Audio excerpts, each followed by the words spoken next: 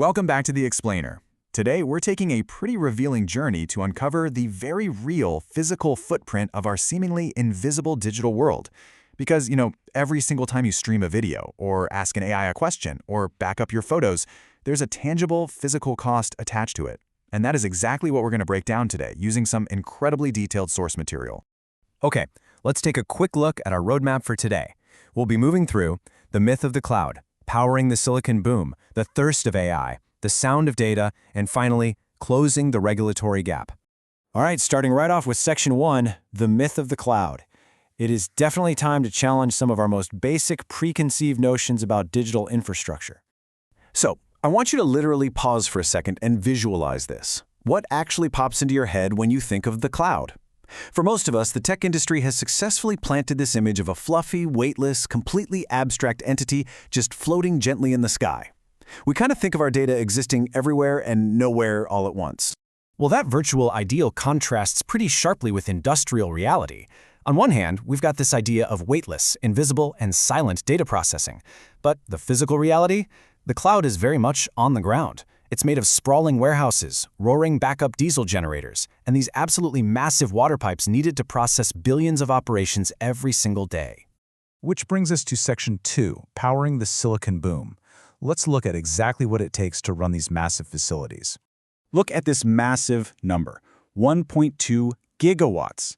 To put that into perspective, 1 gigawatt is a billion watts. The entire Hoover Dam produces about 2 gigawatts in a whole year. So 1.2 gigawatts is a jaw-dropping amount of energy. And get this, that's the energy requested for just one single proposed mega data center campus in Delaware City. So, the crucial point here is that just one hyperscale facility can pull more power than an entire state's residential population. Our sources show that this type of facility draws massive amounts of energy straight off the regional grid, driving up demand.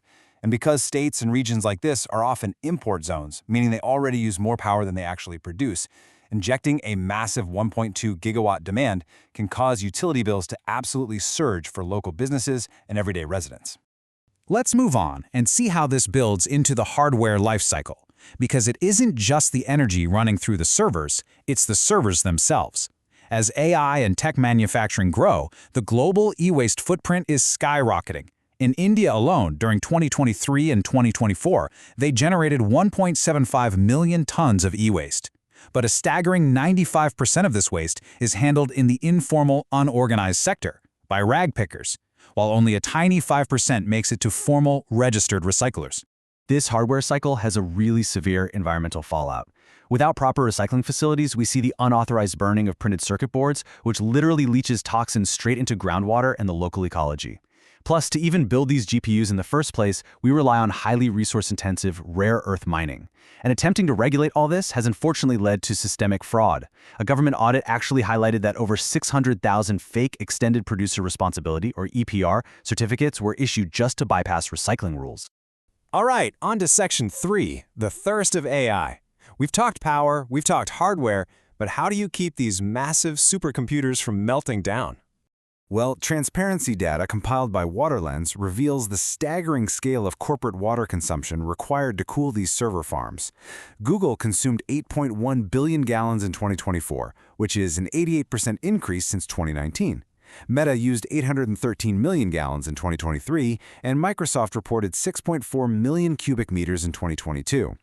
It is definitely important to note alongside this that these companies have made massive pledges, aiming to replenish more water than they consume or reach net zero by the year 2030.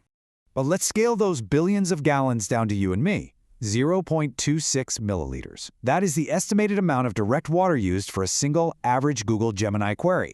Sounds like a tiny drop, right? But when you multiply that single drop by billions of queries a day, you get this macro reality. A single medium-sized data center can evaporate up to 110 million gallons of water every year just to keep its chips cool. That is the equivalent annual usage of 1,000 households. And here's the real kicker. Because of the sensitivity of the technology, most of these facilities require purified drinking water so that natural minerals don't damage the equipment. This puts an immense, highly localized strain on municipal systems and aquifers. Which brings us to Section 4, the sound of data. We're shifting our focus here from global resources to a highly localized physical human impact. Looking at the Delaware site plan as an example, You can see green outlines marking existing housing communities. Those large pink circles radiating outward, those represent the 24/7 noise zone. High-velocity air cooling fans and diesel generators emit this constant, low-frequency drone that heavily impacts homes, some of which are located within just hundreds of feet of these massive campuses. The real-world impact of living inside those pink circles is heavily documented. Residents living near data centers and Bitcoin mines in places like Texas, Arkansas, and Arizona have reported severe chronic health ailments. This constant 24/7 humming can literally cause vertigo, sleep disturbances, hypertension, and migraines. Even when it's technically inaudible, low-frequency noise can disturb sleep patterns and impact overall mental and cardiovascular health. Let's contrast this again. When you do a digital search on your phone, it's completely silent to you. But to ensure those servers run 24 hours a day, 365 days a year, without grid failure, data centers rely on industrial diesel generators or off-grid gas turbines. These generators can reach up to 105 decibels during testing or operation. That is as loud as a jet airplane flying right overhead. And in some places, local zoning laws allow them to be placed within just 50 feet of people's homes. Now, the industry is not completely ignoring this. There are objective solutions being explored to balance economic growth with public health. First up, soundproofing the actual equipment with acoustic silencers and fan blankets. Second, improving the building envelopes. Think modular metal walls to trap high-frequency noise. Third, advancing quieter cooling tech, like liquid immersion cooling, where servers are basically bathed in synthetic fluids rather than relying on noisy fans. And finally, better site planning, actually changing zoning laws so these industrial hubs aren't placed right next to residential neighborhoods.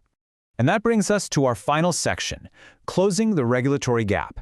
How well are our current legal structures managing all of this rapid physical expansion? Let's trace the history of environmental regulation for a second. Back in 1970, the Clean Air Act gave the EPA direct oversight of noise pollution. But in 1981, the EPA's Office of Noise Abatement was completely defunded, shifting that entire burden to a patchwork of local, state, and county governments. Fast forward to global digital growth.